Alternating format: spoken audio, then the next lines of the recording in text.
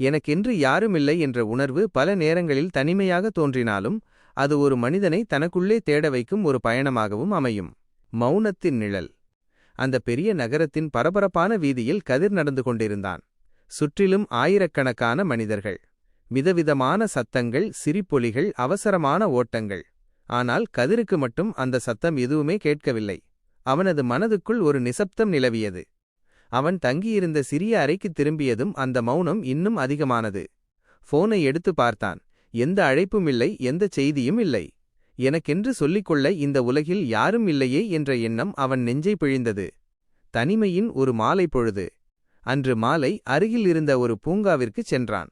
அங்கே ஒரு முதியவர் தனியாக அமர்ந்து ஒரு மரத்தை பார்த்து கொண்டிருந்தார். அவரிடம் ஒரு அமைதி இருந்தது. கதிர் மெதுவாக அவரிடம் சென்று அமர்ந்தான். ஐயா, உங்களுக்கு தனிமையாக இல்லையா? உங்களை பார்க்க யாரும் வருவதில்லையா என்று மெல்ல கேட்டான். அந்த முதியவர் சிரித்தார்.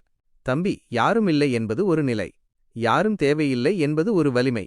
நான் மட்டும்தான் எனக்கு துணையாக இருக்க முடியும் என்று புரிந்து கொண்டால் தனிமை என்பது ஒரு வரமாகத் தெரியும். மாற்றம். அன்று இரவு கதிர் யோசித்தான். யாரும் இல்லை என்று வருந்துவதை விட நான் எனக்காக இருக்கிறேன் என்று ஏன் நினைக்கக்கூடாது? அவன் தனக்கு பிடித்த புத்தகங்களை வாசிக்கத் தொடங்கினான். மற்றவர்களுக்கு சிறிய உதவிகளைச் செய்ய ஆரம்பித்தான். மெல்ல மெல்ல அவன் உணரத் தொடங்கினான். உறவுகள் மகிழ்ச்சியைத் தரலாம், ஆனால் நிம்மதி நமக்குள் இருந்துதான் வரவேண்டும். தனிமை என்பது வெறுமையல்ல, அது உங்களை நீங்களே செதுக்கிக் கொள்ள கிடைத்த ஒரு வாய்ப்பு. இப்போது கதிர் தனிமையில் இல்லை. அவன் தன்னுடன் இருக்கிறான். அவனது உலகம் இப்போது அவனால் நிரப்பப்பட்டிருக்கிறது.